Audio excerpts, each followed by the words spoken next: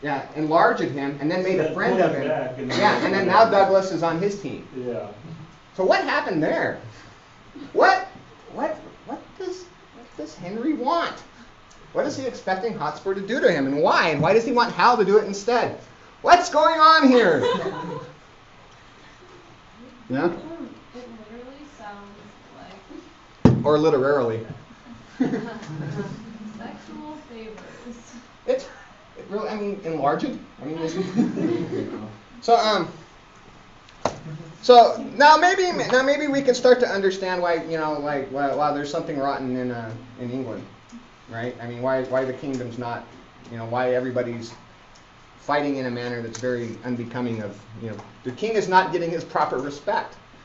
You know, I mean, he hid his treasures long enough. Yeah. Are they like making it homoerotic because there's not many women?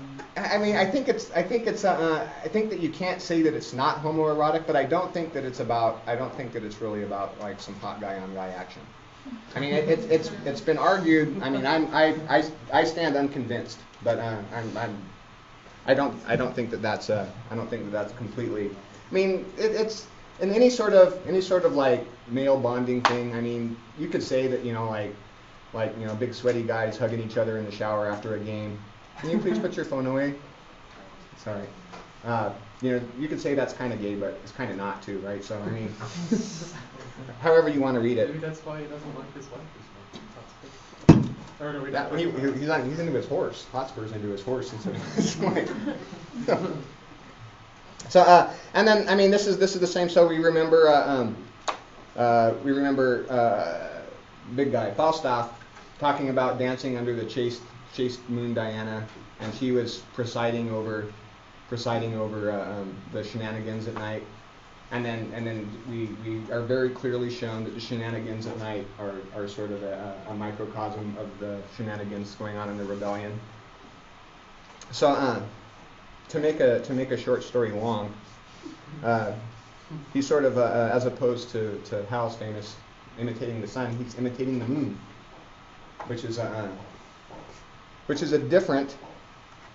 different thing than Hal does. So as an object, I said, Henry's able to arouse jealousy, but not, you know, envy and fear. So people are jealous of his position, but nobody's afraid of him because he's just an object. Okay, now let's go back to the we were supposed to read this, page 15. The imitate the sun. Oh, goodness. And really, we're not even halfway done with the lecture. Okay. So, can I get someone starting at yet and ending at strangle? You don't have to read it well. You just have to read it. So 15. Sorry. You've already gone. Let's give you a shot. Yet herein will I imitate the sun, who doth permit the base contagious clouds to smother up his beauty from the world, that, when he please again to be himself, being wanted, he may be more wondered at by breaking through the foul and ugliness of vapors that would seem to strangle him. Okay, thank you. So so we've got this novelty thing going on again, right? And so this is the first part. So what I'm picturing is the sun, who brings the base contagious clouds in front of him to smother up his beauty. Beauty's the word. That when he please again to be himself, being wanted because he's behind the clouds, he may be more wondered at, sort of peeking around. Picture the big flamingo-colored clouds. Breaking through the foul and ugly mists. Okay, so we've got a little kind of striptease going on here, right? So and then so we get this is it kind of like what Dad was saying, right? A little bit, except for kind of the opposite, because Dad was like keep the big flamingo things over you, and then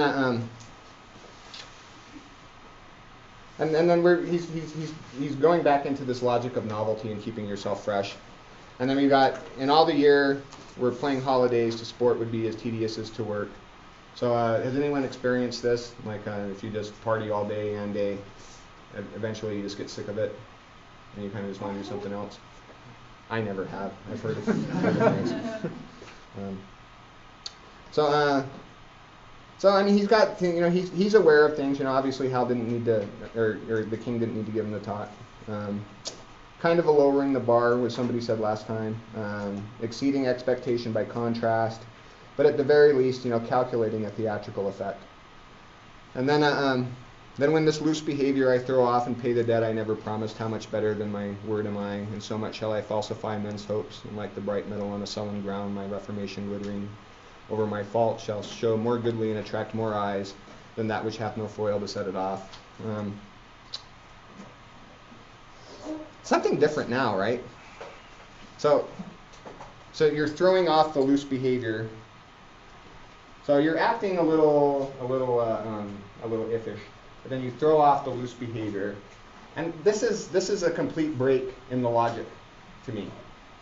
You know, like this is, now we're stepping out of throwing off the acting like a strumpet, but then not acting like a strumpet. Now, would this work for women in our evolutionary psychology logic? No, because he's not actually destructive. So. Right. Unless he was just faking it. But still, I mean, if everybody still thinks. But I think we're shifting gears here. And you know the Freudian kettle joke. It's the neighbor brings his neighbor to court for he lent him a kettle and he broke it. And the neighbor's defense is, I never borrowed it. I returned it unbroken. It had a hole in it when he gave it to me. But it's giving 3 different excuses, which are fine in themselves, but all taken together just shows that you're just throwing excuses at the wall. So I think that we might have a little bit of that going on. I mean, to me it seems kind of confused. I don't understand the logic of it. Unless, so it's the sun, not the moon, so it's different, and he calls himself he. Does that really change it?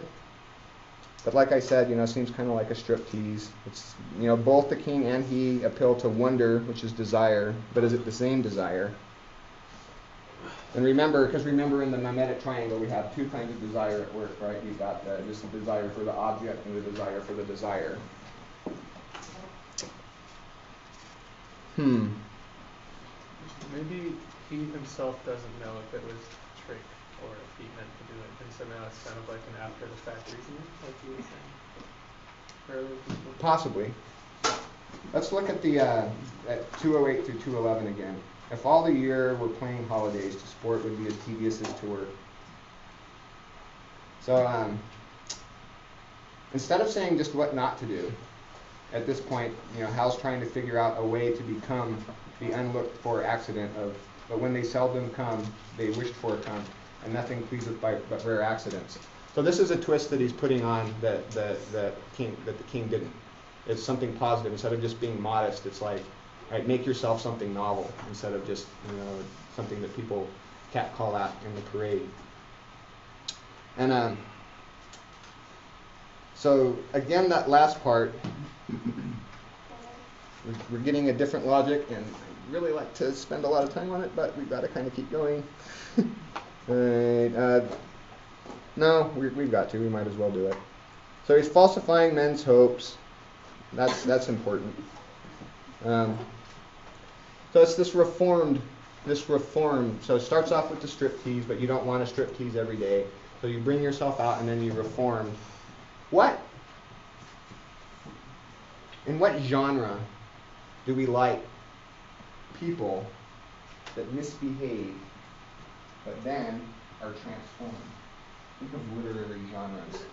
Think of trash literary genres with Fabio and muscles. This is a romance hero, right? We're moving out of strumpet land to the reformed rake, right? So can somebody just give me the plot of a romance real quick, if you don't want to out yourself? Boy meets girl and boy hate each other. The guy redeems himself in some way and then they fall in love and have passionate sex. Right. Exactly. So and somebody describe to me, and think just the trashy romances. You know, give me a trashy romance hero. What does he look like? I've got a. There's been a study done. I will tell you that the characteristics. Nice butt. Big, strong, rebellious, rowdy, crooked jaw. Crooked jaw is something. Big loins. Not making this up. It's the idea of the alpha male, right? So he's not a nice guy, right? He's not modest. He's not right. He's bad. He's alpha. Is he typically chaste? Is he a virgin? Is virginity something that we're looking for in romance heroes? No, we want him experienced, right?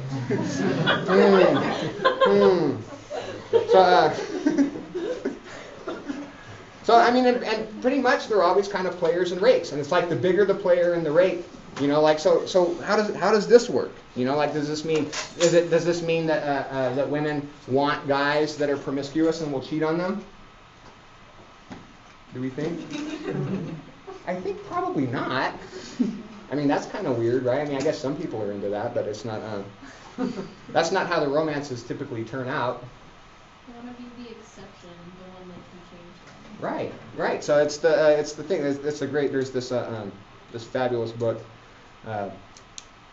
called "Smart Bitch's Guide to Reading Romance." It's Beyond Heaving Bosoms. It's great. I love it.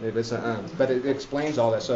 So in the romances play on what psychologists who study the genre, and it's studied by psychologists, the cue of irresistibility, which apparently is some sort of like feminine thing that's like some sort of big, like the you want to be like irresistible, which is why in romances, like unlike in real life, in romances it's okay for the romance hero to rape the heroine, because it's not really like a creepy real life rape. What it is, it's just it's a the alpha male, guy of the dreams that's just, so masculine that he just can't be stopped, and I'm just so irresistible that it's just, and we all know from rape training that's not the way real life rape works. but do they still make you do that? When I was a freshman, you had to take a don't rape the co-eds class. Yeah, they don't do that anymore. And we just. All right. Well, I'll return the quizzes after I want to finish this. So the logic of the rape fantasy. Don't think rape fantasy. Think like Jane Austen's Darcy, right? So the idea is the pleasure received is more than the pleasure that you could possibly expect. Like I expect this much pleasure, but the fantasy is even more pleasure, right? So do you see how this is starting to play into what Hal's saying? And so Hal's positioning himself as a romance hero because the bigger the jerk, the bigger the conquest, the better the fantasy, right? Because if you're just a complete screwball and like what Candy Tan and the other who wrote the Beyond Heaving Bosoms called the magic hoo-hoo. The magic hoo-hoo is so powerful that even the strongest errant male desire gets pulled into orbit. Right, and so like the bigger the jerk, the bigger the conquest, the better the fantasy. So this is exactly what Hal's doing. He's being a complete jerk. So he's putting the country right back where it belongs in the Commonwealth, right? And he's the dominant Y, and everybody else has to quiver at his alphaness. Okay, I guess that's it. Finished. We did the rest of Henry the Fourth. The part one. Went on with the Hotspurs and the. Good to see you guys again today. I remembered my glasses. Oh. Who else sick? Yeah, probably after night. Are you sick? Not yet, but both of the kids are, so it's only a matter of time. Yeah. Fevers right now. Yeah. And general whininess.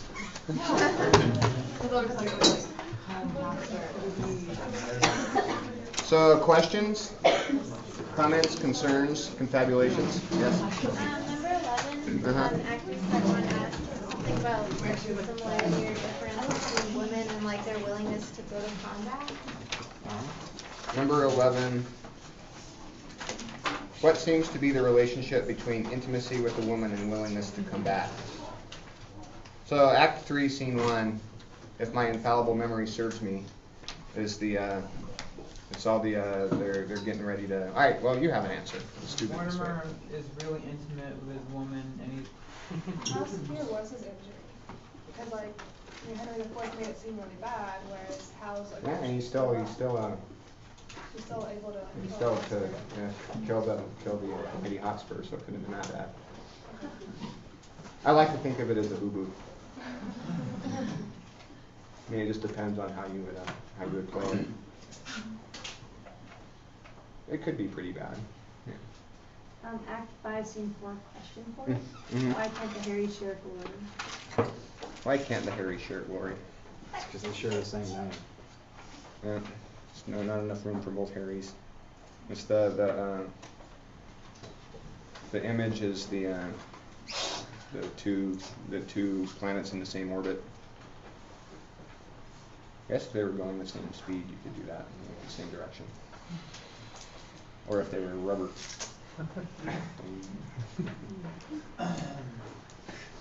X-Files Scene 1, question 4, why did A4 veto the idea?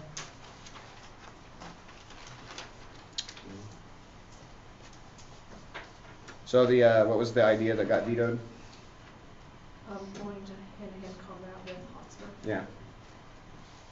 And then Henry IV vetoed. Where's that? Act 4, Scene 1.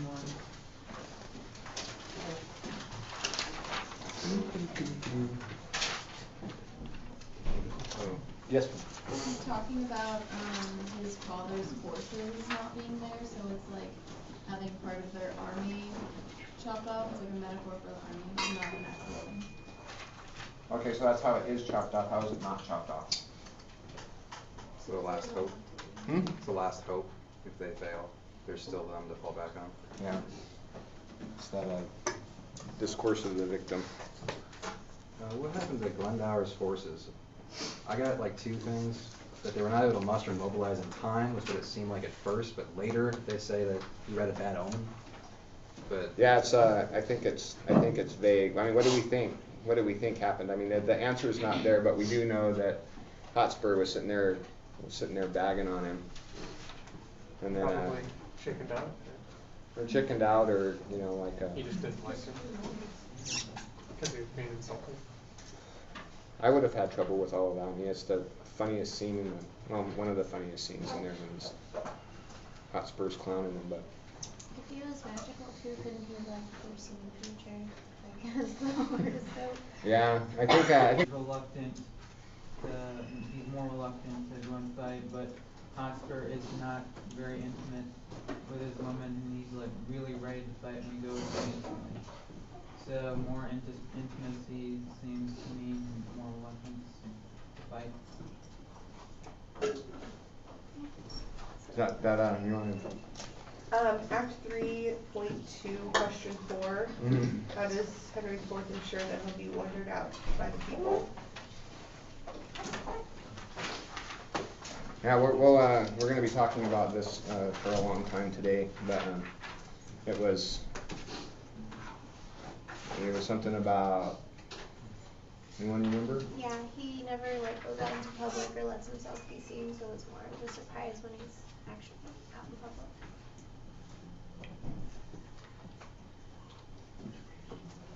well, it was kind of like he was going to hold himself up as this great king and be elevated and be above the reach of the people, and then it was in contradiction to Hal's approach, which was to be favored by the people, of the people, for them, and all that.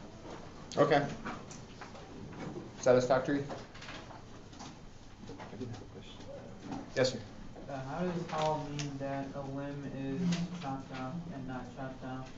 I think the evidence against him actually being magical is pretty iffy.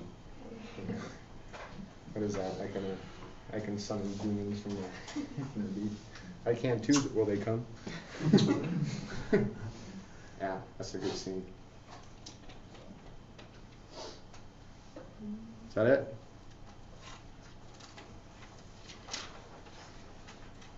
You guys look super enthused today. Yeah. I was confused, Act 4, or yeah, Act 4, Season 4, Mhm. when, Paul responds to Henry IV's concerns. I thought it was just his brother who Henry IV was concerned about. Cause like he was telling his brother to go to his tent or something like that. I didn't think that Hal was. Act 4, Scene 4? No, Act 5, Scene 4. Okay.